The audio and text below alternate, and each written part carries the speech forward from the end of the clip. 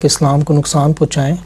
तो हुज़ूर उस वक़्त वो शर्पसंद दुश्मन अपनी कार्रवाइयों में मसरूफ़ रहे, तो इस दौर में भी चंद अनासर हैं जो कि अहमदियत में शामिल होकर अहमदियत कबूल करके जमात को नुकसान पहुँचाने के लिए शामिल हैं। तो हुज़ूर इनका सद्देबाब हम किस तरह कर सकते हैं कि वो जमात को किसी लिहाज से भी नुकसान किस तरह किया था सद्देबाब?